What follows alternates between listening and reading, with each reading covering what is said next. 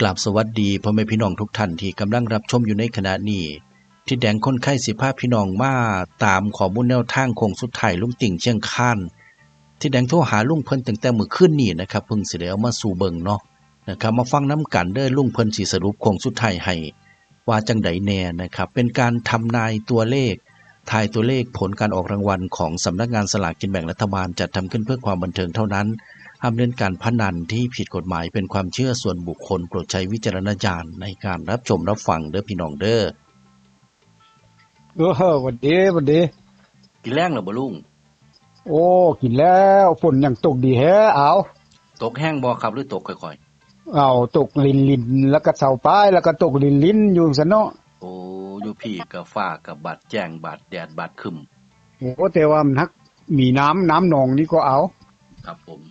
น้ำท่วมเข้าพุ่นแนวหน้าดอนหน้าลุ่มอะจนน้ำท่วมหมดติลุงอ้าวน้ำท่วมเข้าอ่ะห้ามเนี่ย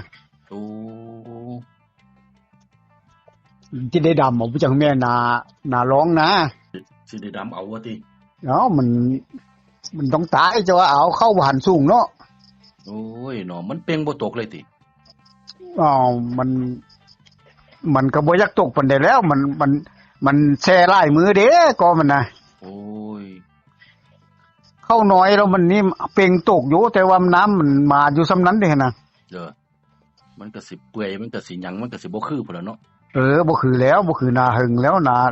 ดอนแท้มันก็ดีแนวดำหลายอยู่บ่มองสิได้ดำอ้าวประมาณ2ไร่แนวโอ้บ่หลายดอกพอได้เฮ็ดเล่นไป ต่างออกกำลังกายกำลังแอวแม่นแนวอันลุงว่าจังได๋ก็ว่าอันว่านแหดีกว่าปักเบ็ดว่าติเอ้ามันก็แม่นว่าวานแหดีกว่าปักเบ็ดแนวมันได้หลายโตกว่ากันจังซั่นบ่เอ้าวานแหมันบ่ฮึกตัวนึงก็ต้องฮึกตัวนึงนี่เอาโอ้เออลิ้นใส่หัวแบบใหม่มันนะเพราะว่าเฮาปักเบ็ดนี้คันฮึกตัวเดียวก็ฮึกบ่ฮึกก็วิ่นไปเลยนะลังเทื่อถึกแล้วก็หลุดก็ไปเลยบ่ได้ก็มีติอันนี้เอามึงบ่ได้ตัวนึงมึงก็ต้องได้ตัวนึงนี่วานแหบ่ได้ตัวนึงก็เปิ้นใส่ตัวนึงเลยเนาะบ่ได้ตัวใหญ่ก็ได้ตัวน้อยนี่เอาก็คือชุดที่พิจารณามาให้นี่ล่ะติแล้วตามความจริงนี้คันถ้าเฮ็ดแบบนั้นนะสอมเบิ่งแล้วก็ไล่เลียไปเบิ่งนะเอามันสิถึกดีครับมันสิบ่ใครวิดบ่เฮอไปครับมันสิกอดคอกันมาก็แล้วแต่มันสิเฮ็ดหยังก็แล้วแต่นะเพราะว่าตัวนี้ดึงใส่ตัวนั้นตัวนั้นดึงใส่ตัวนี้มันนี่เล็กสูดหางเพิ่งนี่มันสิบ่ตรงกันขี่กันออกหรอกเอามันต้องเสลียงกันสินะโอ้สูตรนี้นะแต่ว่าลุงติ้งหึงๆก่อนจักหน่อยลุงติ้งสิเอาให้เบิ่งหรอกสูตรนี้นะคันว่าวานแหนี่ก็บ่ซ้ำวานแหลุงก็ให้มา3หางเท่านี้ข้างบนนี่ก็ได้เนาะ3หางไปกลับเท่านั้นเด้ก็มี3หางนั่นก็ตัวเก่าพร้อมนี่3993นี่ก็สิมีเพิ่มมาแต่2882 3883ซ้ำนี่มันคันถ้าบ่แม่นตัวเด่นคือ9339นะเอามันก็เรียกไปแค่นั้นนึงครับมันสิไปทางอื่นนั้นบูมันคันคือสูตรนี้มันยากนะเอาคันตามสูตรนี้เพิ่นบ่ไปไสอยู่นี่ล่ะติบ่ไปไสลางก็คือหั่นแน่อยู่หั่นแน่คันถ้าแบบอันงวดแล้วนี่นะลางนี่05กับ15นี่ซ้ำกันเนาะ04เว้ยนะอยู่หั่นน่ะบ่อันเล็กงวดนี้ให้เอาเน้น04เด้องวดเนี้ยอันนั้นที่ลุงที่ให้ไปหั่น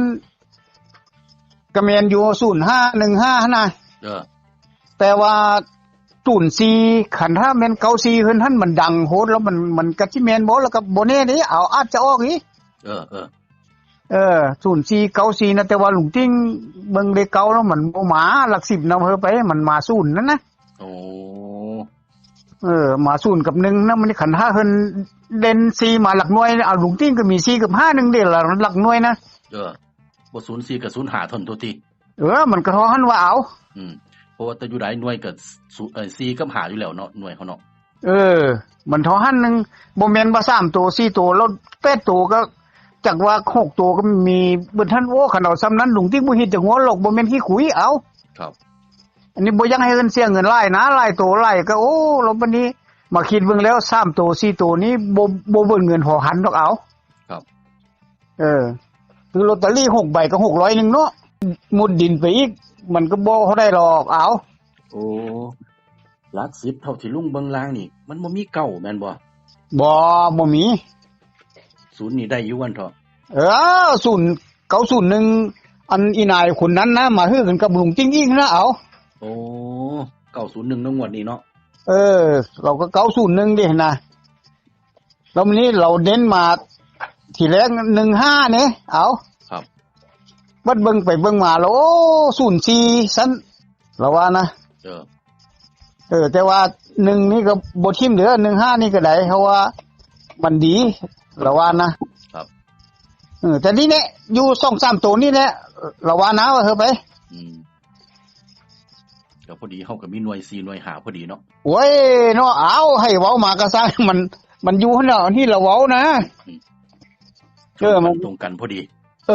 มันมีอยู่แล้วเฮาไปเพราะว่าเราเน้นมาซั่นก็แม่นแล้วเฮาไป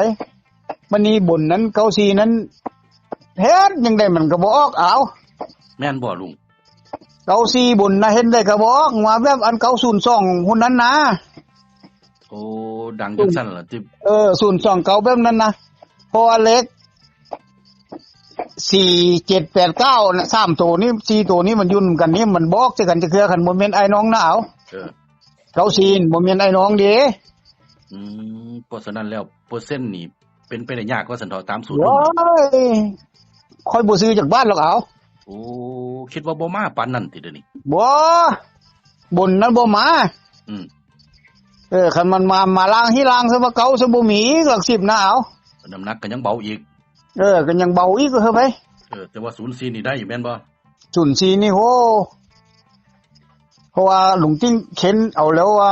0กับ1นี่นะเราเก่านี่หลวงจิ้งเบิ่งบอลมันอยู่แล้วมันบ่มาสินะก็สิบ่เอาใส่นะ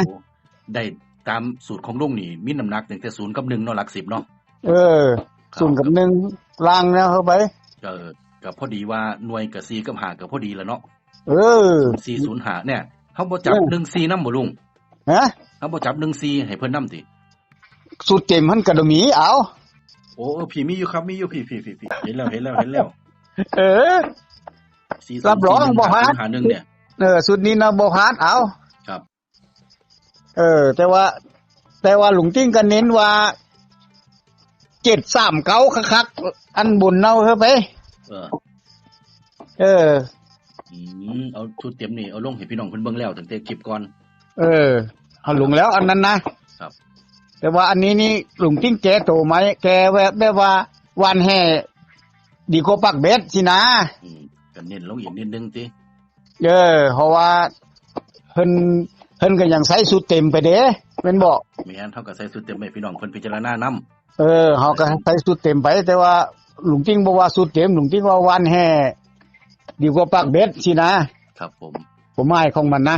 ให้พี่น้องเพิ่นพิจารณาพลิกแพงหาเอาเพราะว่าเห็นจังได๋เบิ่งสูตรเบิ่งไปเบิ่งมาแล้วโอ้ยขึ้นเบิ่งมือนั้นนะเอาบ่ให้เอาไปสุดนั้นนะเมื่อคืนมาฟันบ่โธน้ำแห้งปลาคอปลาดุกปลาตะเหียนปลานิลจักมาจะใส่ที่ว่าฝันดีหลังจากบอกเลขแล้วนั่นน่ะเอาให้เอาไปเมื่อคืนนั้นมันบ่ล่ะมันค่อยมาฟันเลยว่าเฮ้ยไปฝันว่าจังได๋ก็ฟันว่าได้ปลาอันไปห้วยนะไปห้วยนู้ห้วยนั้นโอ้ห้วยนั้นก็ใหญ่ที่ปานน้องปานบึงเอาไปเมื่ออย่างน้ำแห้งปลาโทปลาคือไล่แฮ่ซันเอาหุ่งปุ้ยไปใส่ก็บ่หอเอาปลาติโทปลาคอปลาดุกปลาตะเหียนปลากดยังได้เอามือกวาดใส่ตีหุ่งปุ้ยแล้วนะปลาเต็มถุงปุ๋ยพุ่นน่ะเอารถปิกอัพใส่ก็บ่เบิดจะว่าปลานะเอาปลาทูแต่ว่าหุ่งปุ้ยมันค่อยแก่ลากไปมันเต็มเด้นะ ว้าโทรป่ายังหลายกระดอกกระเดียท่านลมสิบ่เป็นแป้นบ่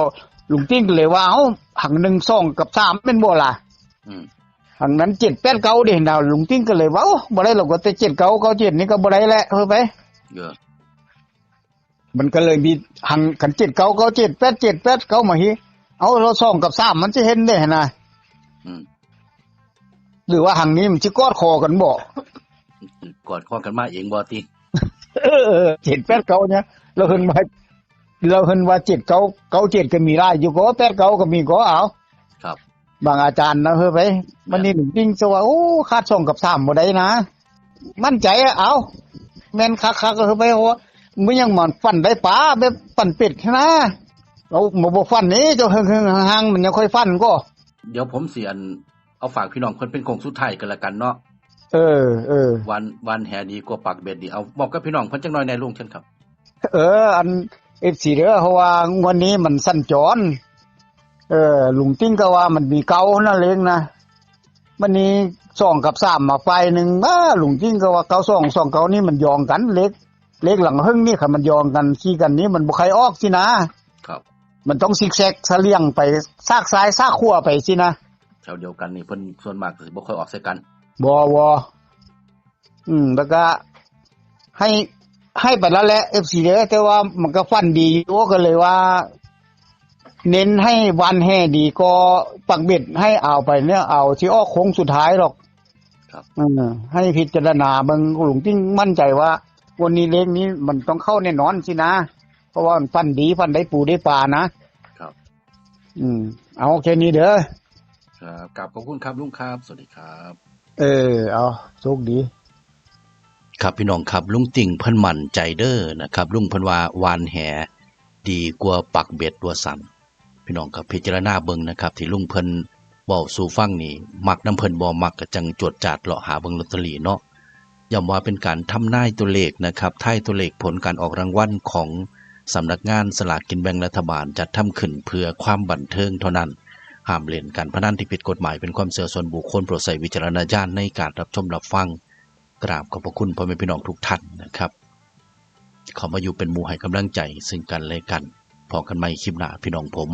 สวัสดีครับ